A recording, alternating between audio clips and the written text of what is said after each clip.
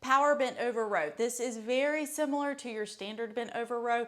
We are just adding a bit more of a power aspect to it, which means that we are going to be pulling really quickly as we go to row. We want to keep in mind that just because we're adding power doesn't mean we're sacrificing form, okay? To get into the bent over row position, we are going to have a 3-point position, okay? So I want you to have one knee on your bench or box that you're using, the other hand, and then we're gonna have the other foot on the floor.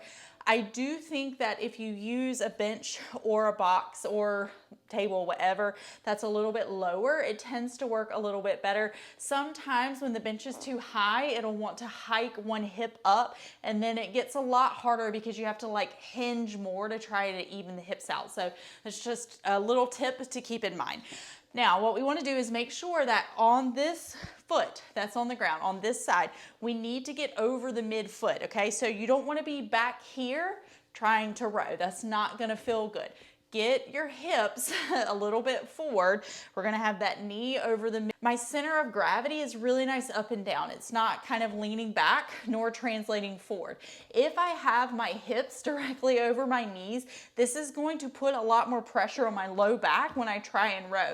But if I have my knee over the midfoot, my hip is slightly behind my knee, and then I can adjust my hand as needed. My bench has like this awkward gap, like right here where I need my hand to be. But I can adjust my hand as needed, then this should feel really good when I go to row right here. So first thing I'm gonna do is make sure that I get a nice exhale, ribs back without crunching down.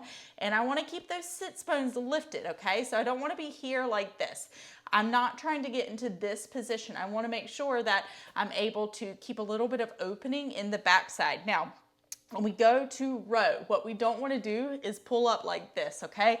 And do that right there. And it will be hard because you're doing this a lot quicker, but just know that you have all of the prerequisite strength that you need to be able to do this really, really well. So you're gonna be here and then fast. Like as fast as you can. So you want to use something that's a little bit heavier because it will actually allow you to put more effort into that power. So you don't want to use something super light because then it's just going to feel like it's like flying and you're not really pulling against anything. So we pull very quickly. The elbow is going to come back. It does not come up, okay? So elbow comes back, and we still want to make sure that we keep this space right here nice and open, okay? Don't close that space when you go to row.